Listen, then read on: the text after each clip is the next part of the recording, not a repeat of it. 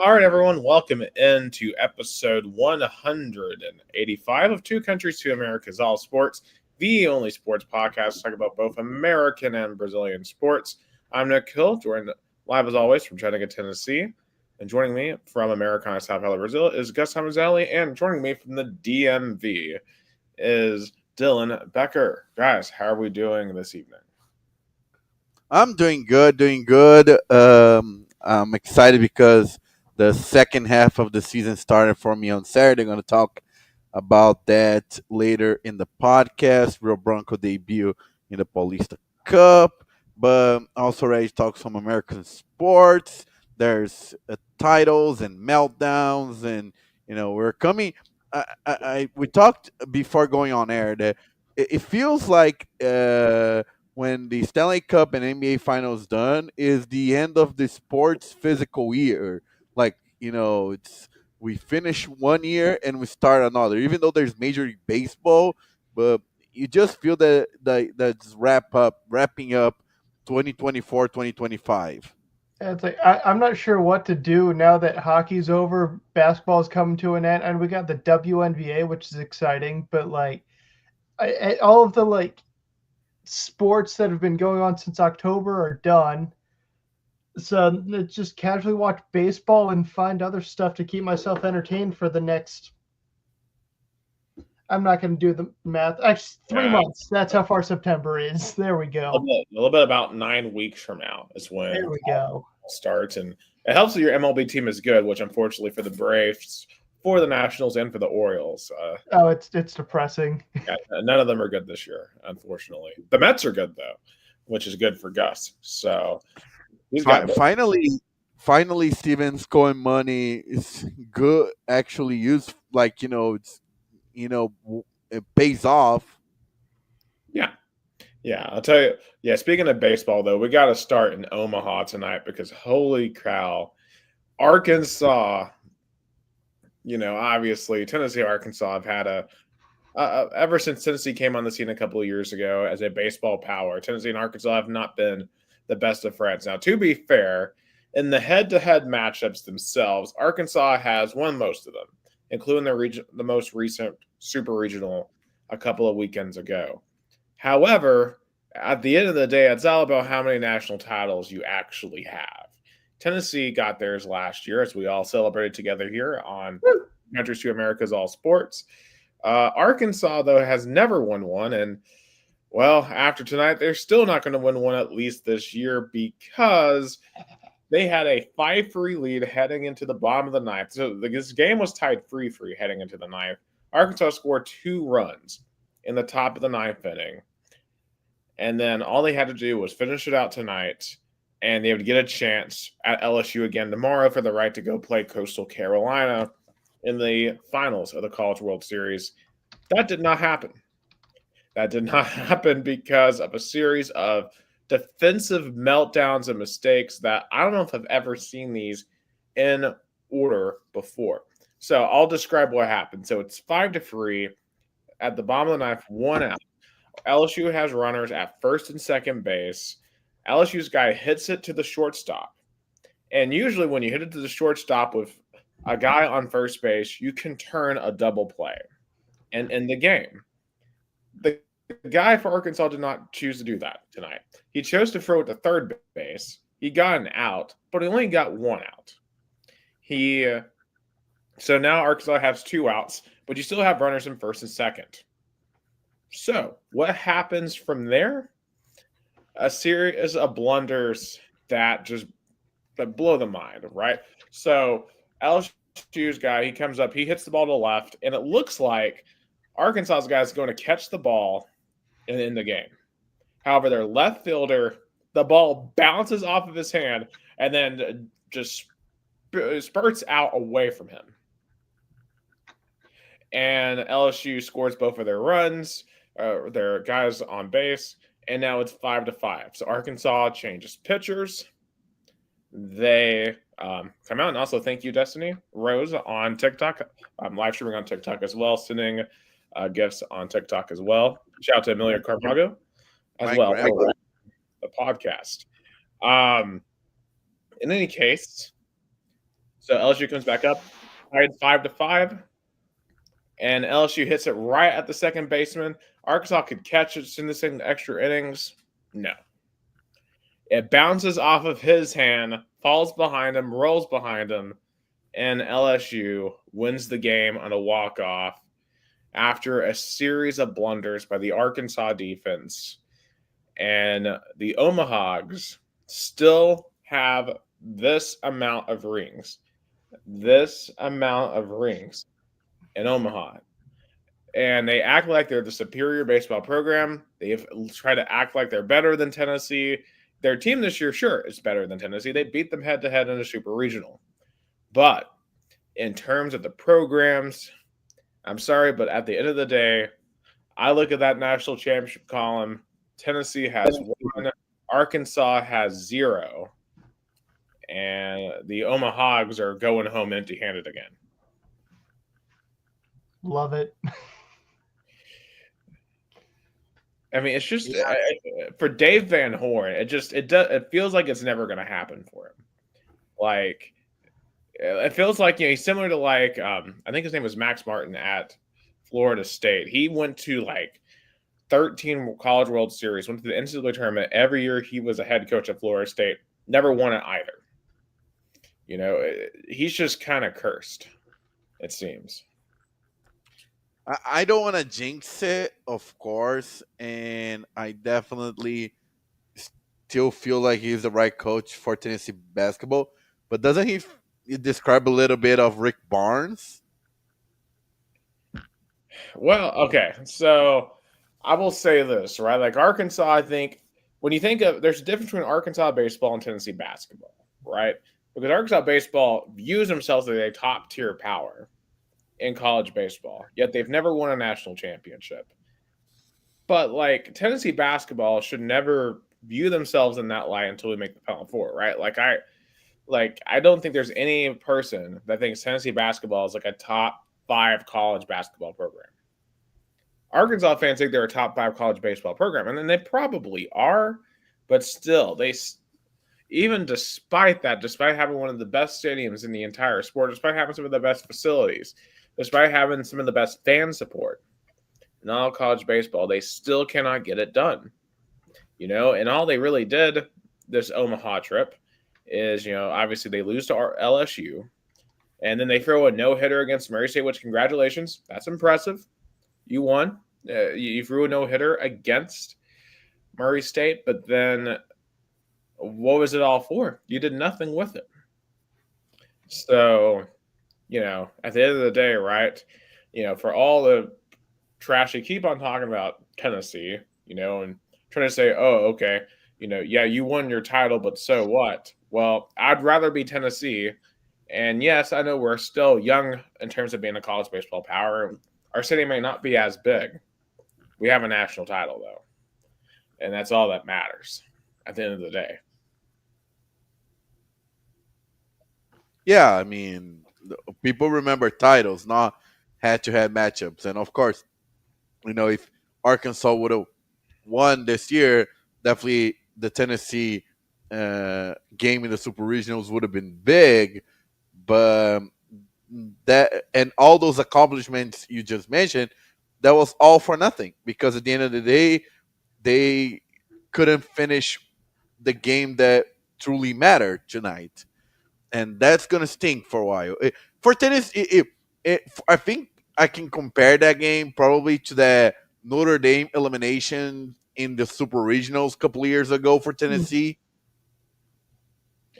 Yeah, I mean, I don't know. This Arkansas team isn't quite that good as that Tennessee team. That was just a shocking upset. I mean, Arkansas Yeah, was a very even matchup, but still. no, but in terms of shocking, Arkansas had a shocking elimination. Yeah, I mean, Arkansas has had their share of shocking eliminations. To me, in 2021, when they were the number one overall seed, and I believe it was NC State they lost to at home. Remember when they had? I think his name was Cops. Was his name? It was an incredible reliever, and they could not beat NC State, and that was the best team they've ever had. And of course, obviously, back in 2018 against Oregon State, they had a fly ball in foul territory they could have caught but didn't. And tonight felt very similar to that. Like this is a saw for a very, very long time. So sorry, Arkansas. You're going to join Tennessee on the couch to watch the national championship this weekend as LSU takes on Coastal Carolina. The Chanticleers, who have won 26 straight games, have not lost in this tournament at all. They dominated Louisville today. Sorry, Jason, but hey, shout out Louisville. Great run. They went into the Final Four, basically, of college baseball this year. You know, obviously beat Oregon State. Great run by them. But Coastal Carolina is playing very, very good baseball right now. And, this is a program that's not a stranger to winning in Omaha. They won the 2016 national championship. Of course, LSU won the 2023 national championship. So we got a pair of programs here who know how to win in Omaha. And, of course, but, it's two different ones, right? I mean, LSU is probably the preeminent college baseball powerhouse. But I have to admit that, even as a Tennessee guy, that LSU has the history and tradition to go along with the current success to be the top tier program. Like Tennessee doesn't have necessarily the history and tradition, in my view, to truly be there, right there with LSU in that claim. Coastal Carolina definitely doesn't have the resources of an LSU, but hey, they find a way to win. So, guys, what is your pick for Coastal and LSU? Coastal Carolina. I mean, they are, as you said, as you point out perfectly, they are in a row. They don't have a chip on their shoulder. I think they have nothing to lose. And again, it's not like their first dance. I mean, they have been down this road before. So give me Coastal Carolina. Based on the history of the team, like you said, Nick, I'm going LSU. That being said, just because I enjoy good upset, I'm rooting for Coastal Carolina. Like I'm rooting for Coastal all the way. Here go Chance. But I do think LSU is going to be too much here. Give me LSU in 3. We'll see if it's as good as last year's series. I mean, last year's series was pretty epic, and of course, we all really enjoyed that series. Yeah. But go Chance. And in a couple of days, we will no longer be the defending national champions, which kind of sucks. But hey, we've had a fun year celebrating it. I still got my shirt hanging in my closet, my hat's somewhere. Hey, I'm just happy Arkansas cannot join us. Yeah, they got to wait another year to join us. But speaking of champions, we do have a champion on the ice, Dylan. The Florida Panthers retain the Stanley Cup, going back to back over the Oilers. Again. Back to back. I mean, Dylan, the Panthers, it seemed to me every series, right? They would start off getting challenged, and then they would figure it out at some point, and they were off to the races. Like, what made this Florida Panthers team just so deadly? So, I don't know if you guys know this. Canada's kind of cold. What tends to happen, I'm not making this up, this isn't some journalist degree logic. This just makes sense. All these guys play hockey. Hockey is a cold weather sport. You know where it's not cold? Florida. You got a bunch of options of different teams to play in the league. How about you play for one of the teams where it's constantly warm and they're just funneling money into it and just creating all of this success. In the past 6 years, I think a Florida team has been in the Stanley Cup final. And yeah, Tampa going on their back-to-back run. Vegas broke that up. And then Florida has gone back-to-back. It's been working out because they're getting guys who kind of tired of playing up north. Brad Marchand was a trade deadline pickup that nobody saw coming, and he managed to pull it off. Boston is freezing cold and miserable. Nate Schmidt is played for a bunch of terrible teams, including Washington. He's now a Stanley Cup champion. All of these guys strive to be champions, and they put up with a lot of physical crap dealing with it. Like I wrote all this down. Alexander Barkov somehow sliced his hand open. Sam Reinhart played with an MCL injury. Matthew Kachuk played with a torn adductor and a hernia. It's hockey players are just built different. And don't get me wrong, Edmonton's full of superstars. Connor McDavid is probably the greatest player on the ice right now. The Oilers just don't have what it takes.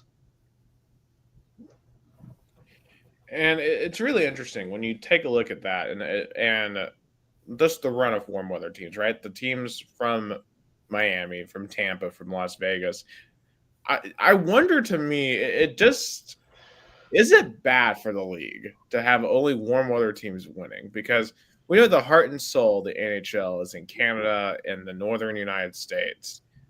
But like when we see Tampa winning all the time, Florida, you got Vegas, that just it doesn't feel like that's good for the league, you know? Like if you had like an Edmonton Toronto Stanley Cup final, that would be beyond hype, right? Two Canadian series duking it out. But like to have Miami win it, well, really Sunrise, Florida. I mean, their arena is in the parking lot of a mall. I mean,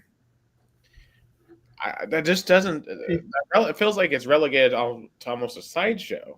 It's I get what you're saying, but it makes the league money when all these warm weather teams are good, and this is where it kind of makes me mad. I can't remember if we talked about it. When was the last time we talked about hockey? Like it was right before the playoffs, in between the playoffs and perhaps the Nations Cup. Okay, Ovechkin did break the record at that point. I wrote that down. Just need to make sure.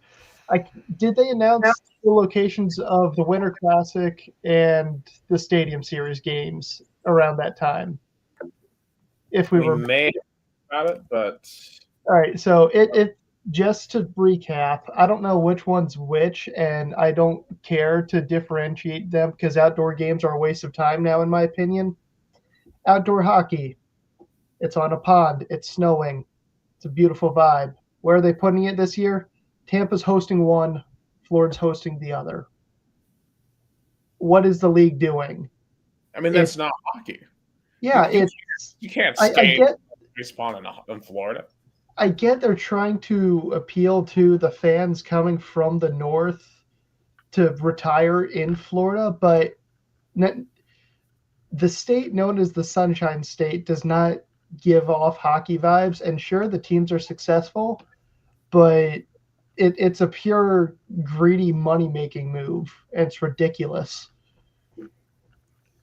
Like you have to emphasize tradition at some point, right? You have to balance tradition with the desire to expand. And NHL is a sport that historically, right, is limited by its geography, by the fact that, in Canada, you grow up in an area where it's cold enough for the lakes to freeze over. Like I've never seen my river here in Chattanooga, Tennessee freeze over. I've never seen a pond here freeze over. Like there's never been a point where I could skate on a natural body of water.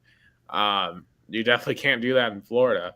And it just, as you said, it just feels weird. Like I'm a fan of the Nashville Predators, and that's not a ice hockey, the natural city either. But it just like I just don't get it because I can defend the Predators hosting the Stadium Series a couple years ago because Tennessee is very country, yeehaw, cowboys and stuff. You know what other part of the North America is? Calgary is a bunch of cowboys. So you have that bit of defense, but again, pure money-making strategy because Nashville was a hot market at the time. And it gets cold in Nashville too. Trying to think. It wasn't super cold. It gets cold in Nashville, but I wasn't freezing.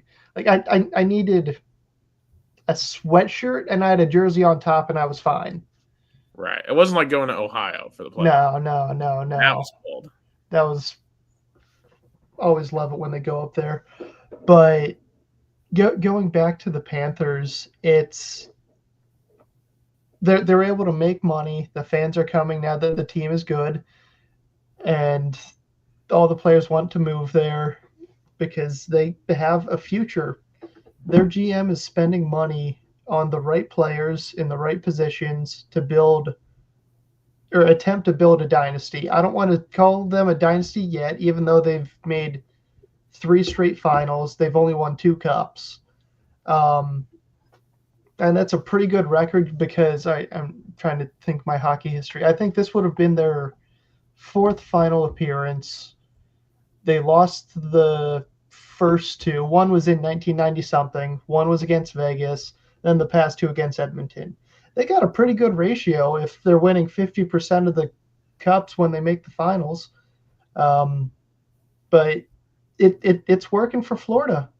Yeah, I mean, to think about it too, they also in the Eastern Conference Finals were beating up on Carolina, and of course Edmonton beat up on LA.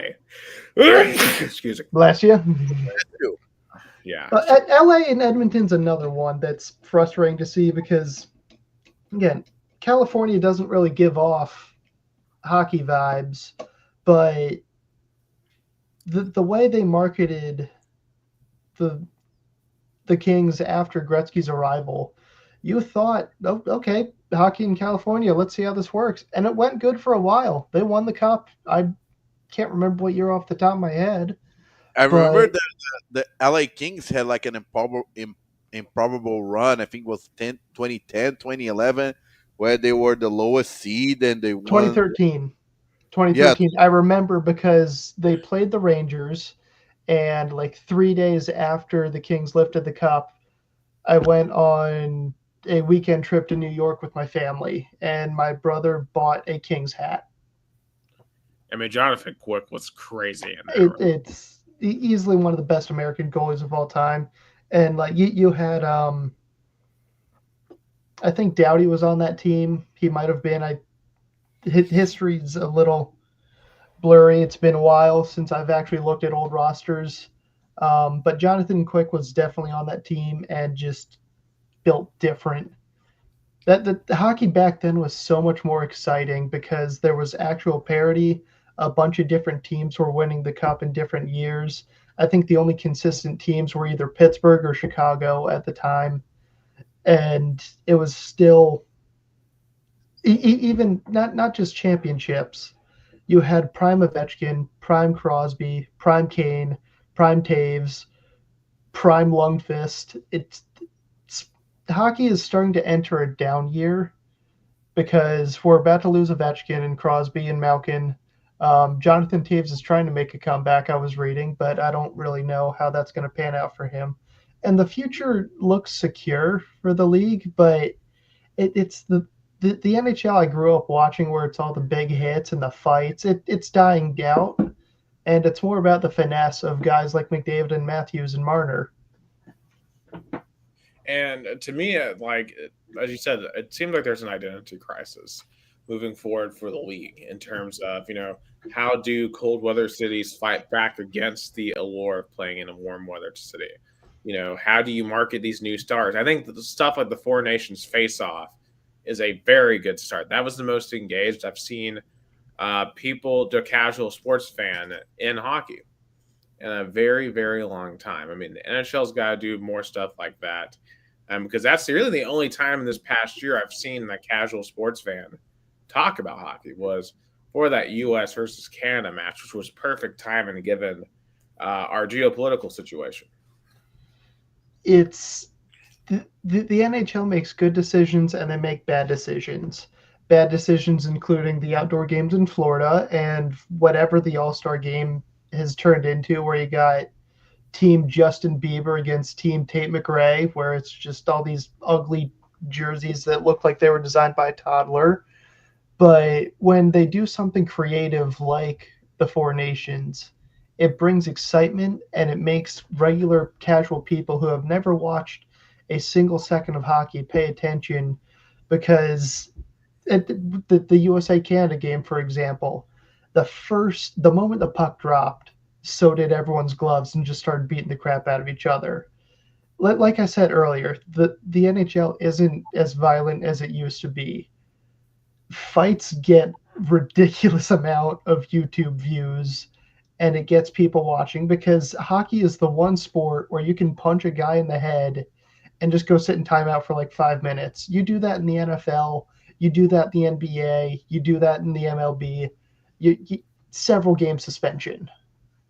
I mean, what it's similar to is NASCAR in terms of both sports live and thrive off of the viral moments. Like for NASCAR, it's the close finishes, the fights, crashes.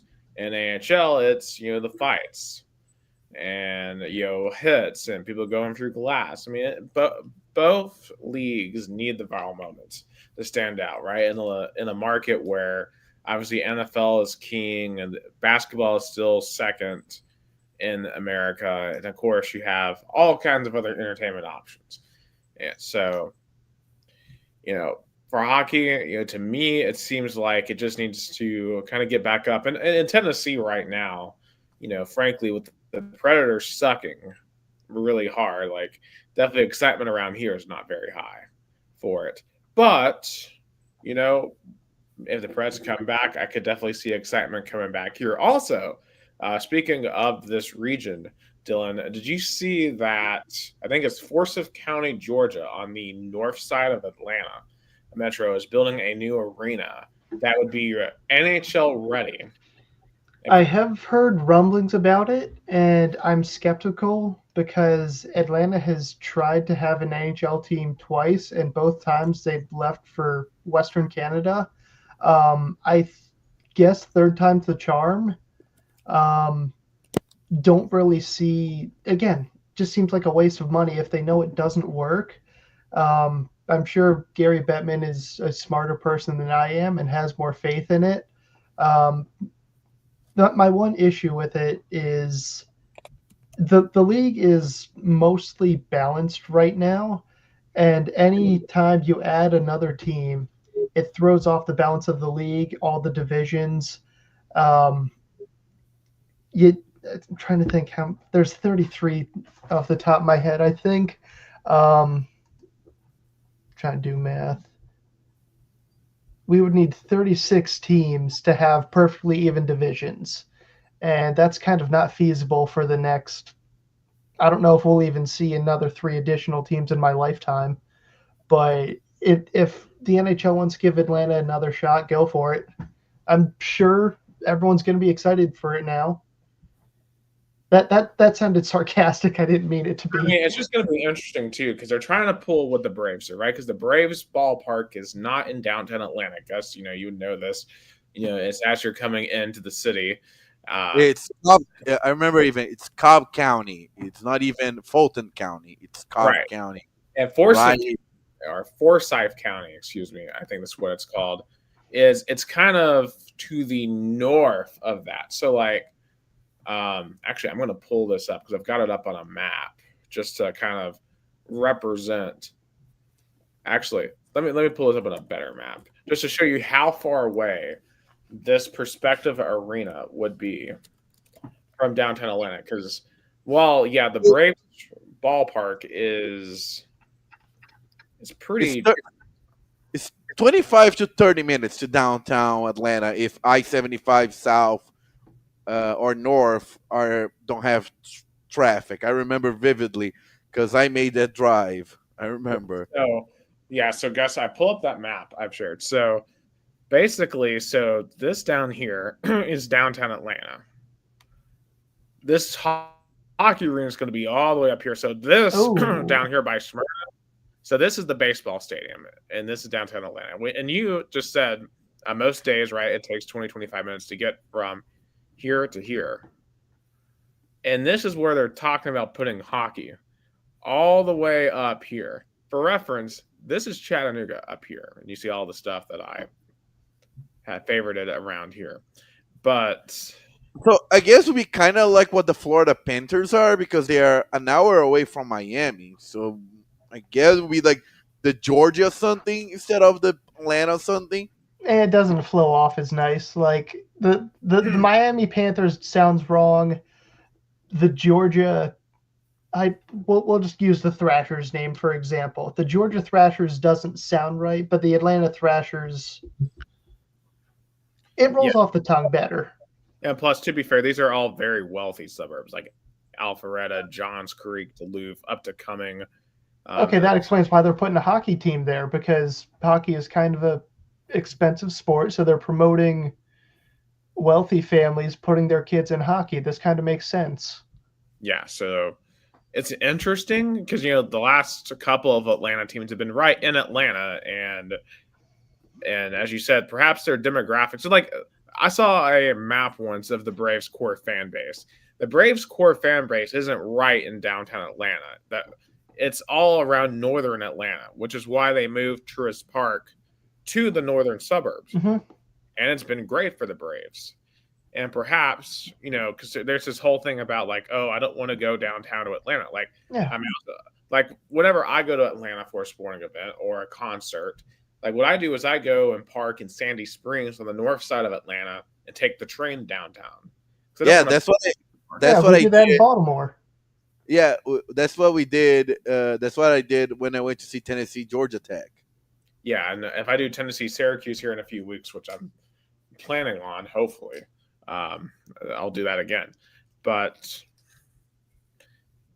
so will be interesting to see if they pull the trigger on that, and maybe with all the because there's been a lot more transplants since the Thrashers left in I believe 2009. 15 years, the Atlanta Metro has changed a lot in terms of from a political perspective, a social perspective. 2011. Or 20, yeah. So the past 14, 15 years, Atlanta has changed significantly, and the suburbs have changed significantly. I do think that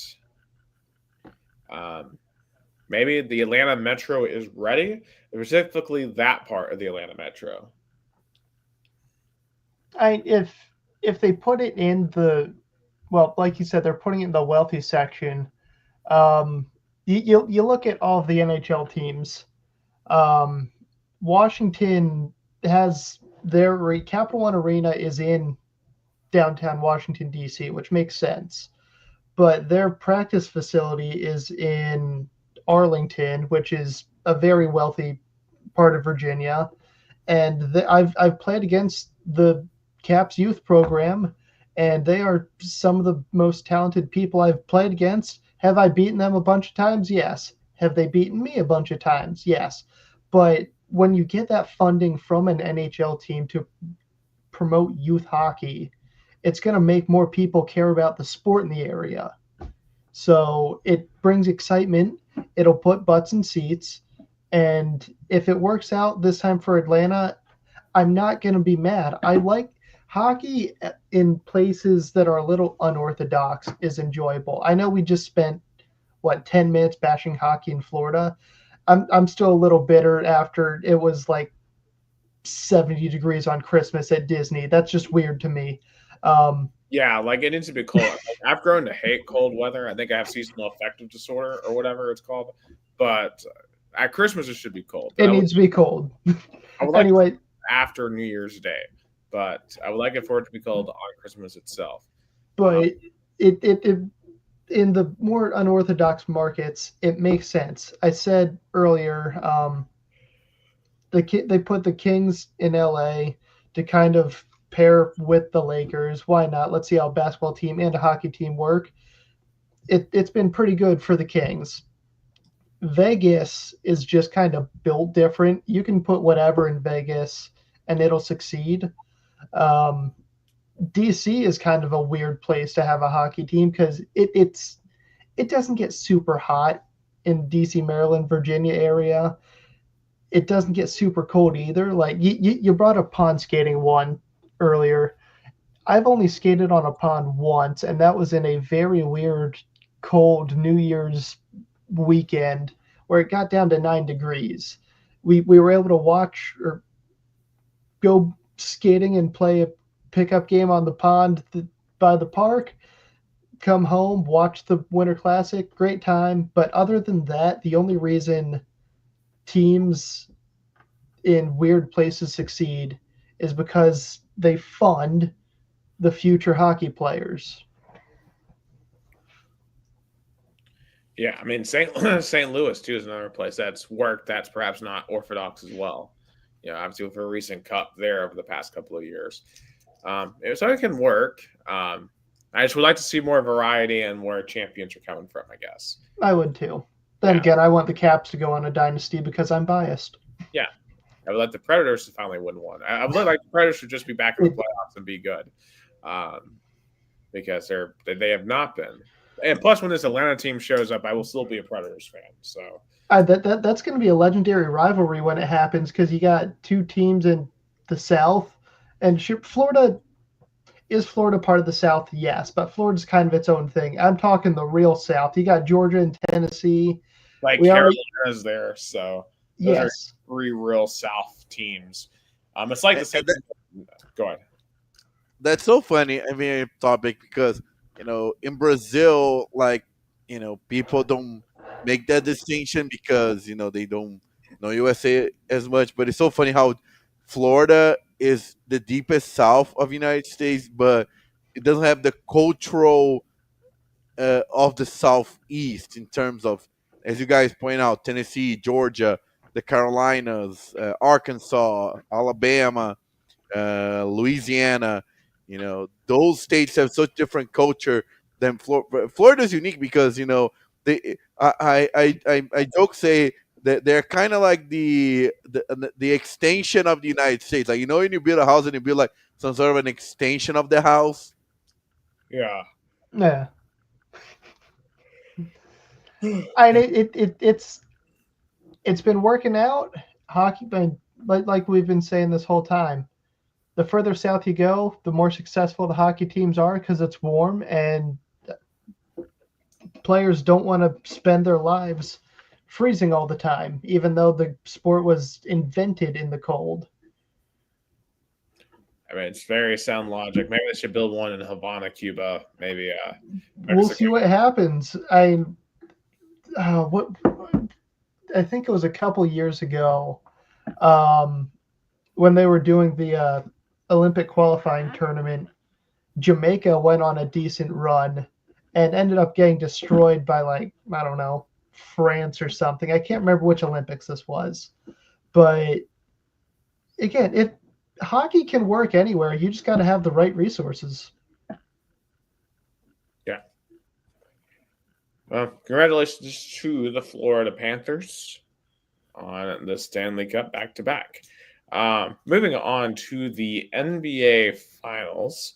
Of course, we are still in the middle of these. The Oklahoma City Thunder have a 3-2 lead um, in a series where this probably should be an Indiana 3-2 lead, but Oklahoma City had a big comeback in Game 4, which really turned the tide of the series because going back to Indianapolis last week, and I believe the last time, guys, we talked about the series, it was 1-1. Going to Indianapolis, the Pacers won Game 3, a very solid performance, wire to wire. But then Game 4, the Pacers had this thing won, but in the fourth quarter, they kind of got away from what worked well. And the thing about the Pacers is when they're attacking the basket, they're virtually unstoppable on offense. However, there are times that the Indiana Pacers totally forget that they can attack the basket and start checking up a bunch of threes. And this got them into some serious trouble against Oklahoma City, who, thanks to the play of Shy Guys Alexander and Jalen Williams, were able to come back and win that game. And then Jalen Williams put up a 40-piece at home in Game 5 in a game where Tyrese Halliburton was hurt, only scored 4 points. And Indiana still had a chance in this game. They were only down by 2 early in the fourth quarter. But then they turned over the ball 5 straight times. And that's been the other thing about Indiana, too. Sometimes they get very turnover happy. And in this game, they just had way too many turnovers, especially in the fourth quarter, which led to this Oklahoma 3-2 lead. And now Indiana has their backs against the wall tomorrow in Indianapolis. And really the question is, How healthy is Tyrese Halliburton?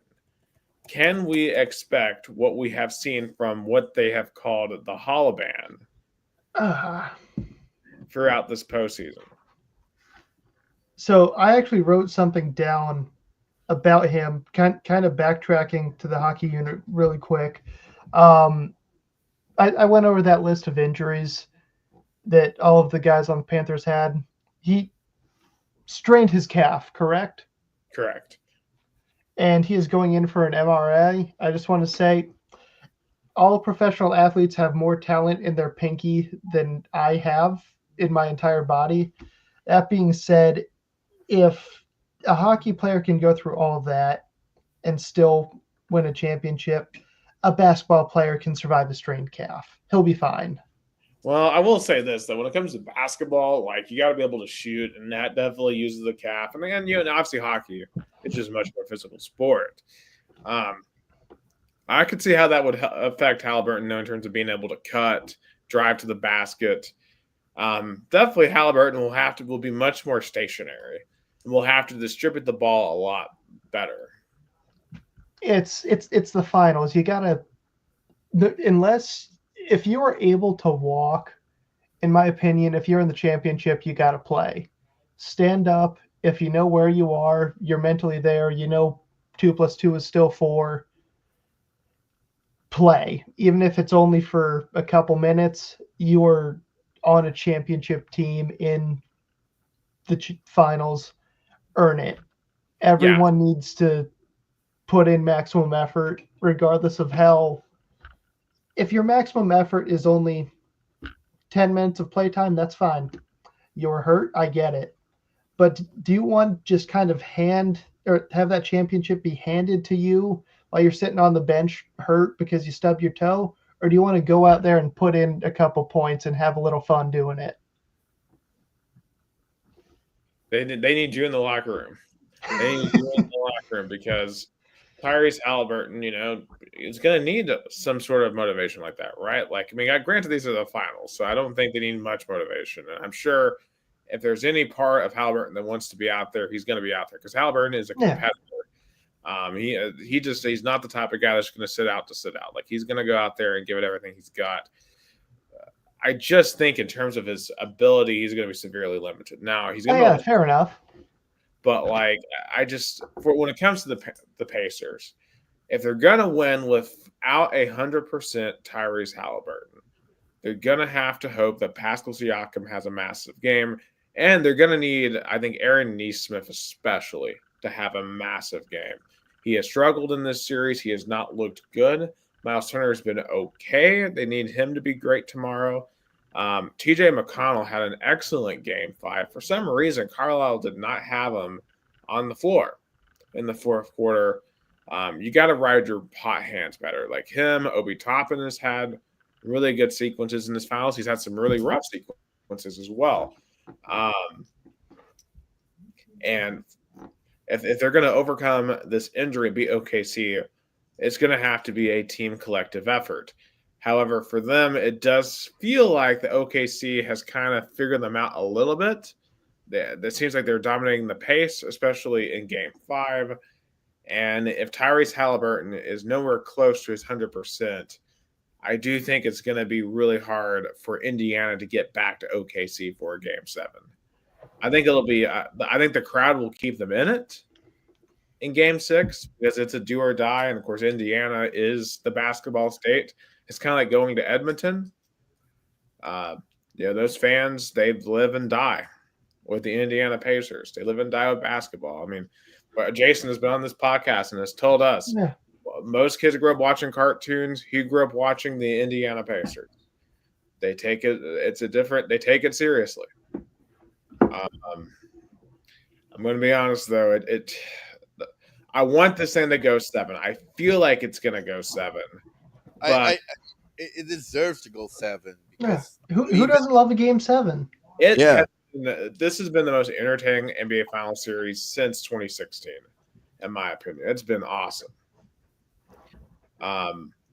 Definitely Bucks Suns 2021 was really, really good. But this is since Cavs Warriors.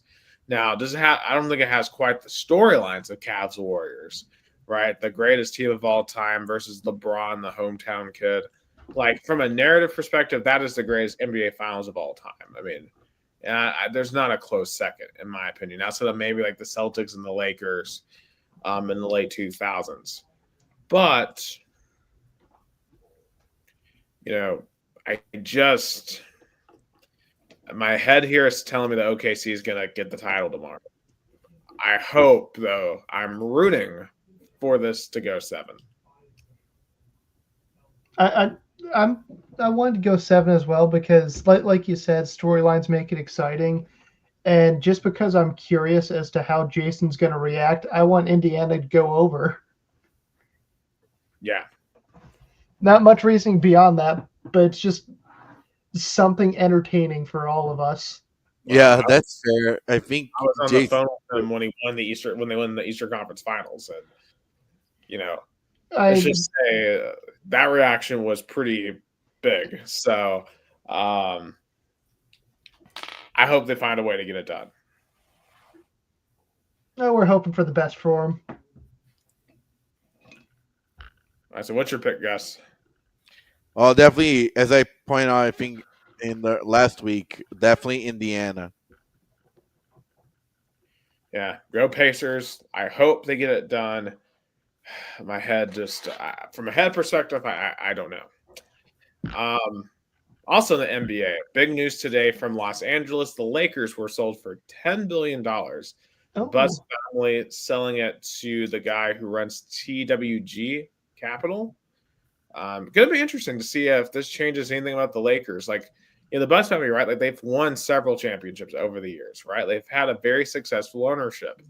But I just feel like in recent years, since the downfall of Kobe, that overall the Lakers brand is not what it used to be. Yeah, LeBron came in with Anthony Davis and they won the bubble title, but like, who it's the cares? bubble title. Who cares about the Mickey Mouse championship, right? Like, no one cares. They haven't won an actual championship since like 2009. Um, I don't think much is going to change because I think it's Genie Bus is the one that's in charge, right? right. Well, Yeah, I think until I think today, well, I read that she's still maintaining her like management role. She just doesn't own the team anymore, which all right, that works out. So she's going to have someone that's ahead of her in charge, but she's not. It's not like she's going away completely. and also too, I think what also this says to me too is NBA still is a very healthy economic from an economic perspective is still very very healthy because you have certain people, you have some people on the internet who try to claim that the NBA is a dying breed. They make no money. There is no value to the NBA anymore. But then you have a franchise get sold for literally $10 billion. Well, you also have to remember it's the Lakers. They're probably the most famous basketball franchise in the entire NBA just because of the brand of Showtime basketball. That they're like the New York Yankees of the NBA. Now, would I'll pick on my own team just because I know we're bad. How much money do you think the Wizards could get sold for? Probably pocket change compared to the Lakers. It wouldn't be half, like maybe Yeah, 2 to 3 billion, maybe. yeah. But it's all about the value of the brand of the team, regardless of how well the league is doing. Yeah, guess have. I mean, 10 billion is a massive number. What's I don't know if you guys necessarily have teams getting bought and sold like that. Man, I know there's some teams that are privately owned. I mean, is Yeah, it like that number? yeah. I mean, in Brazil, since the new law that pretty much opened up the possibility of a soccer team in Brazil be a like a enterprise, not a, as I always joke about, is a country club. You know, there were a few that were bought. Even one was bought by an American entrepreneur, John Texter. That I wonder how much he bought Botafogo. Uh, Because it's definitely not $10 billion. It's like, yeah, let me look up another thing. Uh, he bought it for less than because he bought it Okay, for 400 million reais, which divided by six, I want to say like 80 million reais. And but the biggest purchase was the Cruzeiro purchase by a uh, owner of a supermarket conglomerate. I think it was down to almost a billion reais. But those are the only teams that were pretty much bought with those kind of numbers, especially. I think Palmeiras and Corinthians would go for, or like Flamingo would go for. Oh, Flamengo to go for $1 billion for sure, like 2 billion, because like Palmeiras and Flamengo are healthy soccer clubs. They have depth, but they are that kind of depth. They are manageable. Palmeiras, has been um, growing their revenue every year, developing their academy, with selling players like they sold Estevão, Hendrick, Flamengo the same, but Corinthians is the one that I wonder how, because Corinthians has a massive depth. It's more than a bit with a B, a billion reais. The depth that combines, their soccer team and their stadium. So Corinthians is the one that I wonder how much it's gonna go for, because when you buy something, you have to take into account also the amount of debt to take out on the purchase. Yeah, I but in terms of the those Lakers being sold, I find it odd to keep Jeannie Buzz in a management position because she's not done very well. I mean, and when you buy something, you want the previous ownership to just go. I mean, that's why you bought the team. You have control. Not let it's pretty much, oh, I bought the house, but the guy that used to live in this house still can call the shots. That doesn't make any sense. Do you Okay, feel I looked it up. She is continuing to act as the team's governor after the sale, which would allow her to vote on league matters at board meetings of NBA owners. so? Why would you buy a team where you can't even act as the owner? That makes zero sense. That is funky. Um, okay, Bill, I listen to Bill Burr's podcast, and one of his biggest issues with the NBA is I can't remember the term off my head, but all of the owners make money off of each other. And when the better market teams are good, they make more money. So th- I guess they're able to make the money off that. It doesn't matter who's in charge of the Lakers because of the iconic franchise, and everyone wants to go to LA. They're still going to get that money pumping in, and everyone's still going to get their share.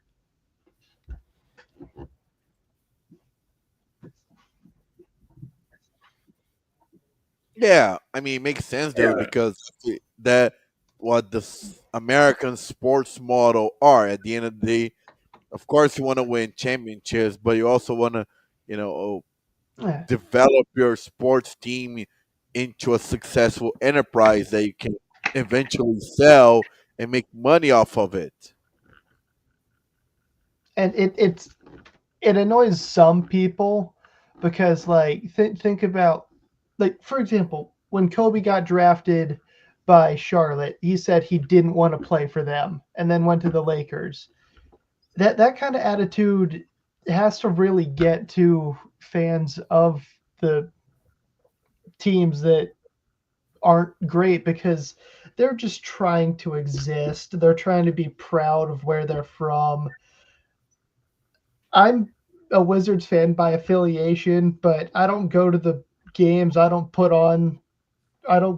hold a magic wand and wear the wizard hat and all that because just DC isn't a great basketball market because they're just bad.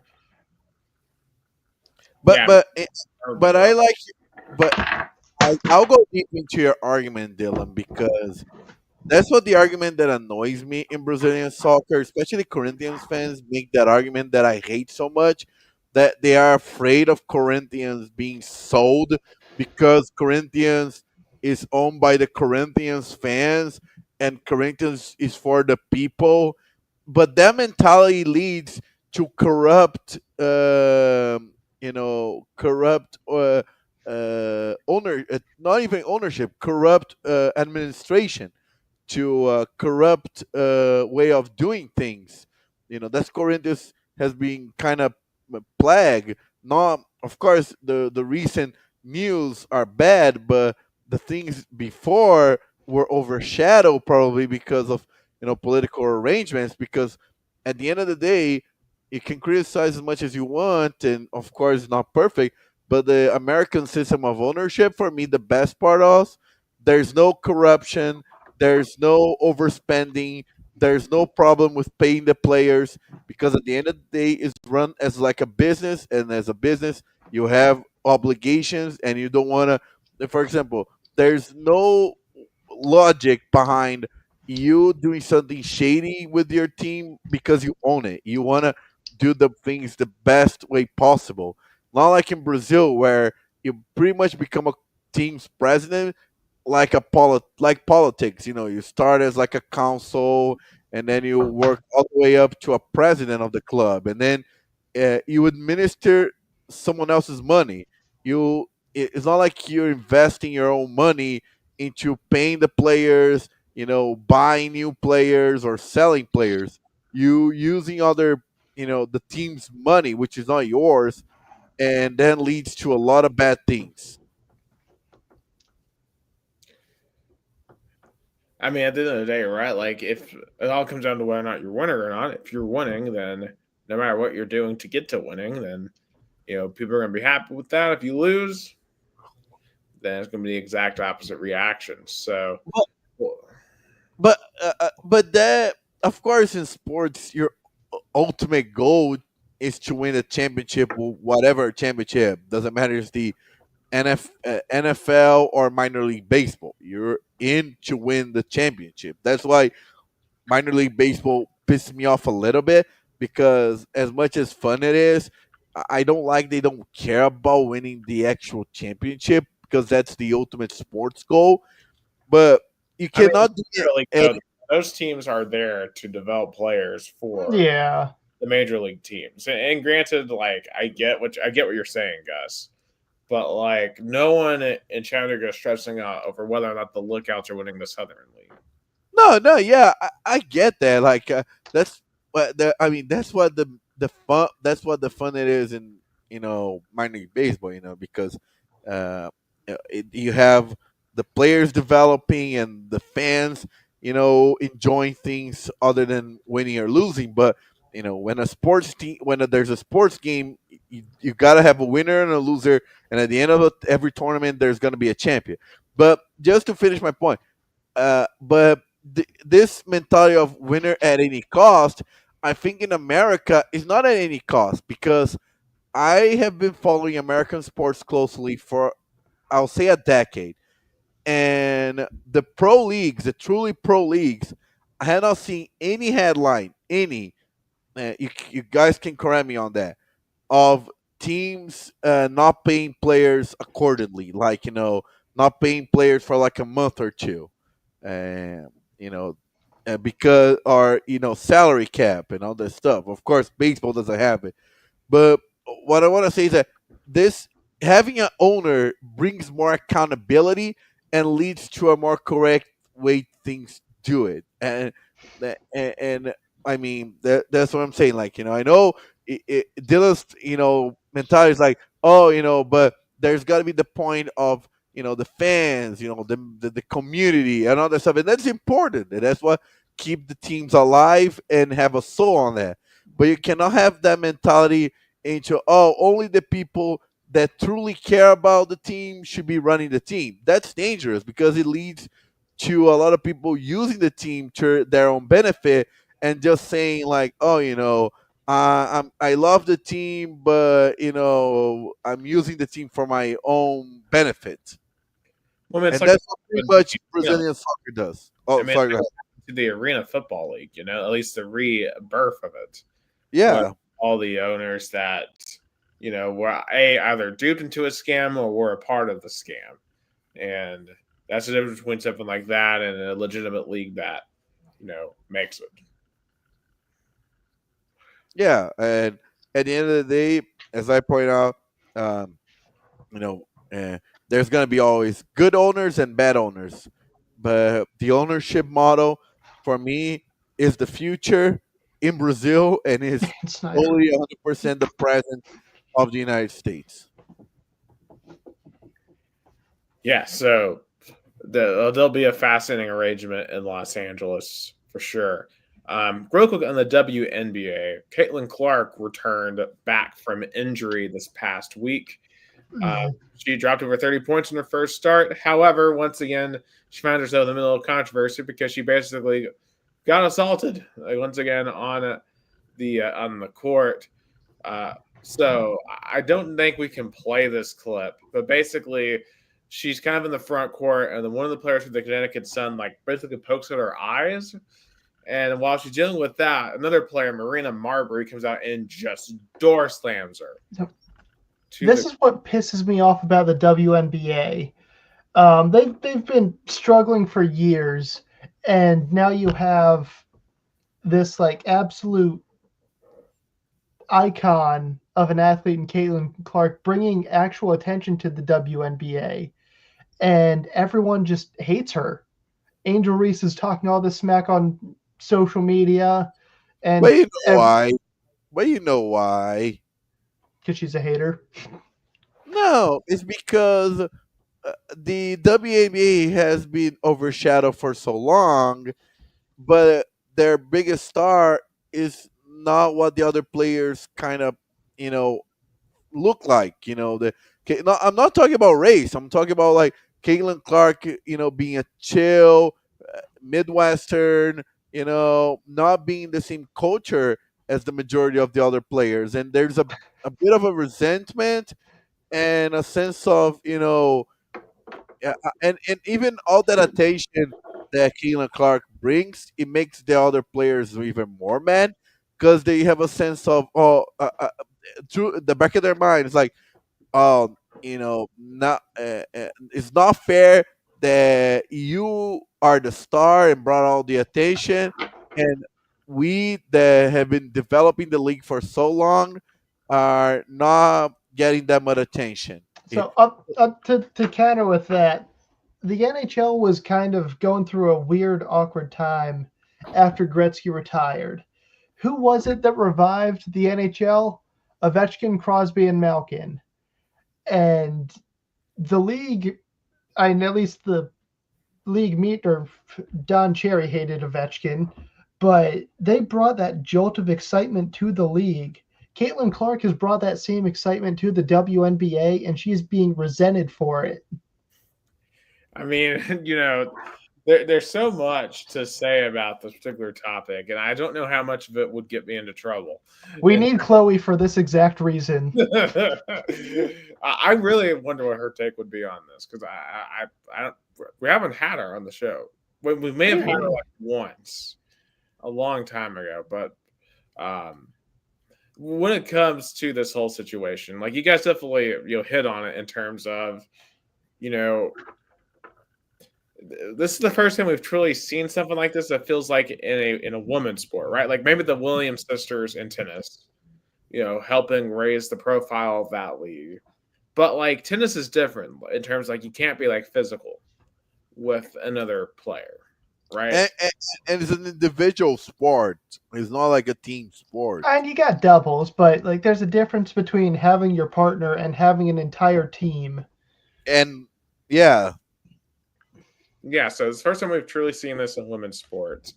Um, and I do think perhaps there is an element of that in this. But when it comes to when it comes to Caitlin Clark, right? I mean, there's a reason why she brings all the attention, brings all the eyeballs. She does things that most of the other women in the WNBA cannot do in terms of shooting, in terms of just the pure excitement she brings Yeah, to the WNBA. She does things that we've never seen women's basketball players do before. And as you guys said, there's an element of jealousy there. I just look at Angel Reese. They came into the league at the same time, and Angel Reese just constantly bashes Caitlin Clark because of their difference in talent. Again, Angel Reese can shoot a basketball better than I can. But can she though? I mean, she's had several games where she can. Okay, I'm glad you said it, not me, because I was hesitant too. But I mean, hey, look, she got a triple double the other day, but I think it was something like it was like 11 points, 11 assists, 11 13 rebounds, but like something like 8 of the 13 rebounds were off of her own misses the or me something. bounds. The me bounds. But it's there's definitely a difference in how talented Caitlin Clark is compared to everyone else, and everyone else just can't stand it. Angel Reese especially. She Yeah, wishes she was what Caitlin Clark is. we need But Jason and Chloe on this because Jason, of course, is an Indiana Fever fan, and then Chloe just knows more about I think women's basketball than we do. yeah, Um, because obviously I'm a big Caitlin Clark fan, and it's ridiculous that she goes through this. Now I don't mind them being physical at all. Like basketball is a physical sport, but the difference not between that being level. physical, this is just outright targeting. Like this has nothing to do with skill. Like any one of us could run out there and just run through someone on a court. Like, and that's what's happening here with Caitlin Clark. I mean, it just you're trying to run off the most talented person. I Yeah, saw some why? say this. It may have been like a Clay Travis or whatever. Say like, what if Caitlin Clark just left and created her own league? I saw this. Like, what if she just went off and created her own league? She would be more valuable than the entirety of the WNBA, and I truly believe that. But one of the things I read before she even got drafted was she had so much popularity that she could just graduate and live off, or I think it was either graduate or take the fifth year, live off of using her name to develop a brand and just not have to play again. Would she do that? No. She's young, she's athletic, she's talented. Why would you waste all of those things to just kind of sit around and shoot commercials all day? Go play a sport and make even more make money off of that, and then do all that other stuff in the future. You know what I can't wait for is the 2028 Olympics here in LA when she's on the Olympic team and she makes people actually care about watching U.S. women's basketball again. Oh, here's a fun thought. Will Angel Reese be on that team, and how will that dynamic work? Well, there's other power forwards in the league that can actually shoot. I mean, look, they should put her on there just for the drama. I mean, And I wonder um, if Caitlin Clark will be in the United States team of the Women's Basketball World Cup next year in Germany. probably. And I don't see any reason why she wouldn't be unless she's hurt. Yeah, same. Cause I know that she, there was the argument that she deserved to be at the Olympic team last year, but she was snubbed, and of course she was still a college player, and of course you have that argument. Oh, you want to call the pros, but what is the argument to not call her next year? And I wonder how much attention it's gonna draw for the Women's Basketball World Cup. So, what one of my friends actually shared, conspiracy theory is the wrong word. She was most definitely hurt. And I know I went on that rant about how you have to give your maximum effort even if you're kind of injured. Um, I think she was just taking time off from all the physical abuse that she was getting and just needs okay, people keep beating up on me. I'm going to take a minute to recover and get back out there. Now, how reasonable is that according to my friend? Ooh, man, it's certainly an interesting take because when you look at the WNBA, like you have to wonder, like how much longer will Caitlin Clark be willing to put up with this? Put up with all this over and over again before she goes and does something else. That's not being in at the Well, WNBA. it's that there have been times where when I was still playing hockey, I felt super beat up. I took after a tournament, if I took a few hits that were a little too hard, I'd take a couple games off because I'm just sore. I don't have an actual medical diagnosis that I'm injured, but I needed a break to just kind of recover and ice myself for a few extra days, take a breather, then get back out there. That way, I don't get myself seriously hurt in the future. And again, it's not the playoffs yet, so she can afford to take that time off if this is indeed something that happened. Not saying that it is, but Well, I think Caitlin, she's going to continue to show up every night and oh, prove of course. player in the league. I mean, that's all she can do. So it's going to be fascinating to see how this moves forward and how the um, discourse continues moving forward. And maybe the irony of this topic ending right at midnight on Juneteenth is not lost on me. But moving on to NASCAR real quick. Shout out to Shane Van Gisbergen winning the first ever race in Mexico City. A very interesting race. I really do like the NASCAR cars on Adramos Rodriguez Hermanos, the track down there that F1 normally uses. Would love for them to go back there.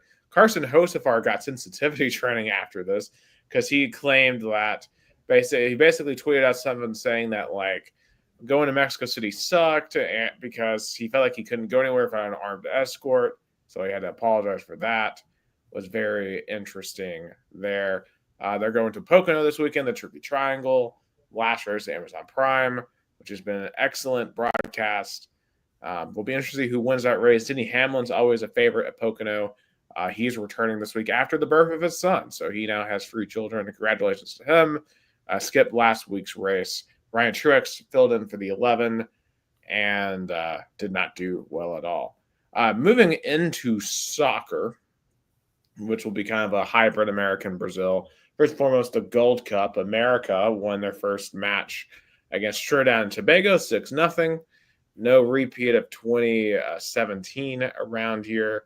But as we said last week, well, actually, it might have been Sunday. Jason, Gus, and I were on a call, and basically 100 wins over Trinidad and Tobago can't make up for that debacle in 2017. But hey, I remember had a discussion with our fellow colleague at Roxall Sports, Matthew Peterson.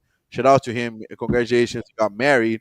But I remember he had a pretty heated argument that I made an argument that that event in 2017 was the most humiliating moment in American sports history. And he want to say, "Oh, but United States lost in the semis in the Olympics in basketball back in 2004." And I say, "Okay, that's a blemish. That's something bad, but not qualifying for a World Cup, and it's not like the U.S. is playing the qualification in Europe that you have to go against the top nations in the world. The Portugal, Spain, England, Italy, even that I want to say Norway, um, uh, Croatia, Belgium, countries that are always on the top. They're competing with Trinidad, Tobago, Guatemala, Honduras, Suriname, Guyana, where there's no soccer culture, there's no urgency, there's no development. That's why I keep saying that not qualifying for the World Cup in 2018 was the most humiliating moment in American sports history. I am definitely the modern for sure, just because of how just yeah, because that was just unacceptable, completely unacceptable. And of course, we last week spent a lot of time talking about how bad the U.S. men's team is right now. Um, at least they didn't suffer that embarrassment again. They play Saudi Arabia tomorrow, which always has potential for perhaps some more shenanigans. Hopefully, they can get that done at home.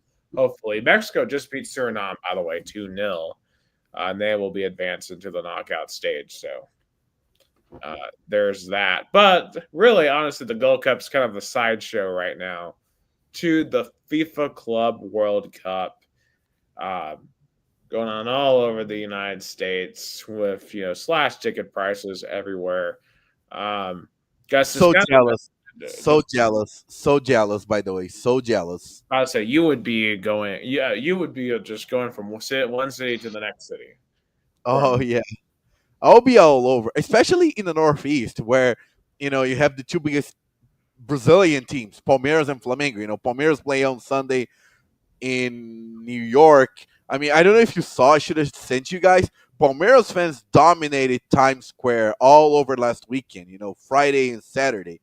There's a green wave of Palmeiras fans just invading New York, and I wonder what the Americans felt when they saw all that passion. And on Sunday, that translated into a really good performance by Palmeiras. And of course, you know, all those European teams, they're coming off of an end of a season. Palmeiras and Brazilian teams are on the peak. It's like in the NHL, one team is playing like after the Stanley Cup, and the other team is playing after the winter break. Completely different. Uh, uh, uh, Completely different paradigms in terms of physicality.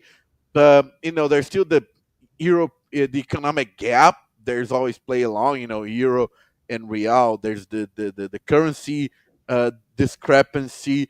But Palmeiras played really well. Should have won. Lost so many opportunities, but nil-nil. The same group, Inter Miami, also draw against Awali. Should have lost. Awali missed a penalty. Fluminense played very well against Borussia Dortmund. It kind of like Palmeiras missed great opportunity, should have won, but draw. Flamengo, as expected, beat Esperance from Tunis. Their real challenge is going to be Chelsea. This, I guess, going to be on Thursday, which is pretty much today. And Botafogo, I called on the last episode of the podcast, was gonna have the most challenging environment because they were Botafogo was the only Botafogo really got unlucky because not only they're gonna have to face two really tough European teams, PSG and Atletico Madrid, but they faced the American team that was playing at home. So not only they have to play two, they're gonna have Botafogo's gonna have to play two tough European teams. Their opening game was on a road game, pretty much a road game, unlike all the other Brazilian teams that play a neutral side slash almost like a home game. But they overcome that, beat Seattle Sounders 2-1, and it kind of showed a little bit of how unbalanced MLS still are compared to Brazilian league. We're gonna have another kind of clash on that when Inter Miami plays Palmeiras. But that Botafogo Seattle Sounders show, even though it was 2-1, but it showed how MLS still a little bit behind the Brazilian league in terms of talent level. Of course, and it's fair to compare because Seattle Sounders on the top teams of the MLS, and Botafogo is also on the top team, so it's kind of fair comparison. But it was a good debut for all Brazilian teams, and this week 2 of FIFA Club World Cup is going to be interesting. As I point out, Flamengo is going to have the most challenging game against Chelsea on Wednesday. Tomorrow, Palmeiras play a noon against Awali. The game is in New York, MetLife Stadium. Flamengo game against Chelsea's tomorrow on Friday. Yeah, tomorrow in Philadelphia. And the PSG Botafogo game is going to be interesting at the Rose Bowl. Interesting place to pick. The most iconic stadium in California, going to host the Libertadores champion, the still current Libertadores champions against the current European champion, because Libertadores is still progressing the 2025 one, so the Botafogo is still the current Libertadores champion. So we're gonna have the clashes of the current European champion versus the current South American champion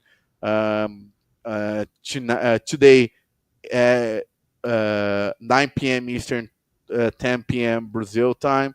But the game that I'll be curious to watch is Boca Juniors, Bayern Munich. I think two even teams. Great challenge. The American teams, Inter Miami, Porto. I no expect Miami, even though they're playing kind of home, in Atlanta. They're but I mean they're not gonna have much, home support because even in Miami they don't have much support.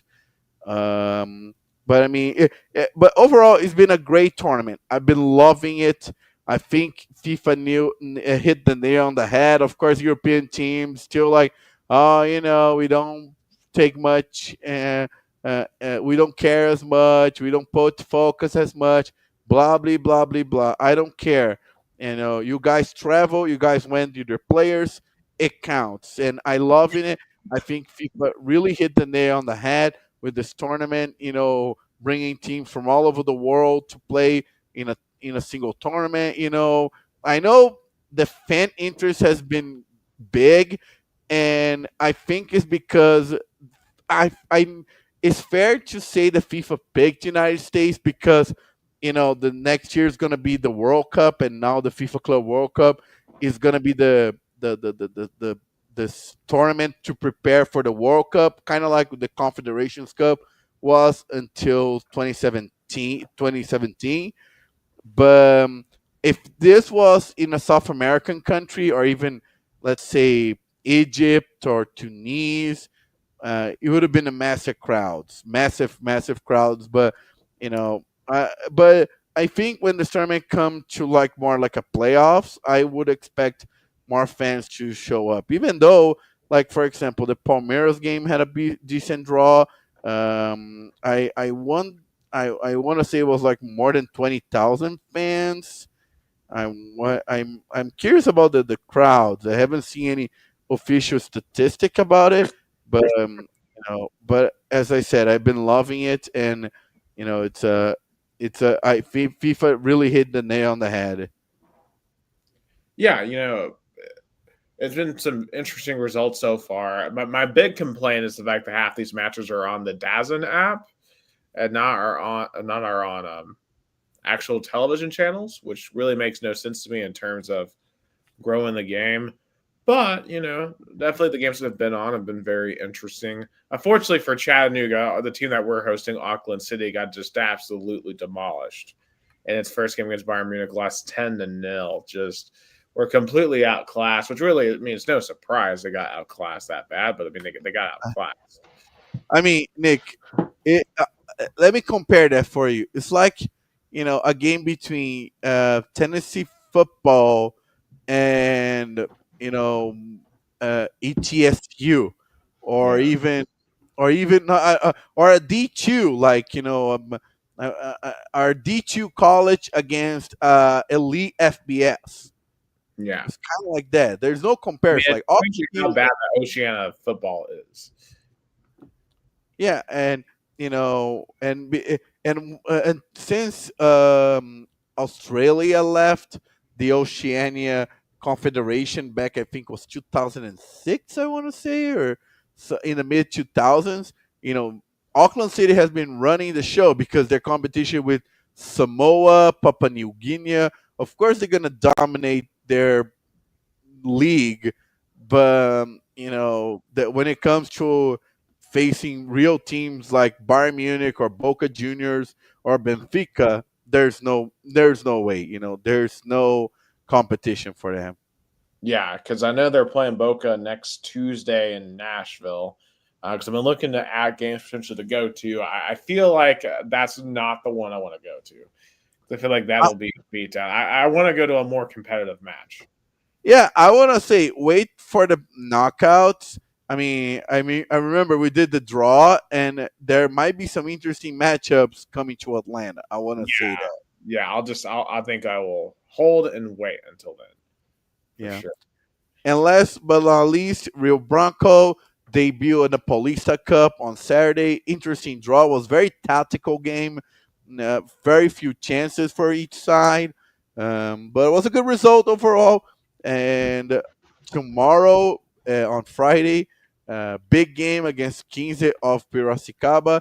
It's a kind of like a. It's not a derby, but it's somewhat derby. I mean, those fan bases don't like each other. I mean, we haven't Rio Branco haven't played them since 2015, and it's a very. But there's going to be a lot of Rio Branco fans. There's going to be at least 3 to 4 buses going from Americana to Piracicaba, and Nice. of course, I'll be there. Working as a PR and covering all the things Rio Branco. Hopefully, get the W and keep on going in the Paulista Cup. Yeah, vamos Tigre as always. Vamos, Tigre. But that is all the time that we have for tonight's Two Countries, Two Americas All Sports. For Gus Tomazelli and Dylan Becker, I'm Nicholas Hill. Thanks so much for watching. Happy Juneteenth to everyone now in the United States. And have a good evening.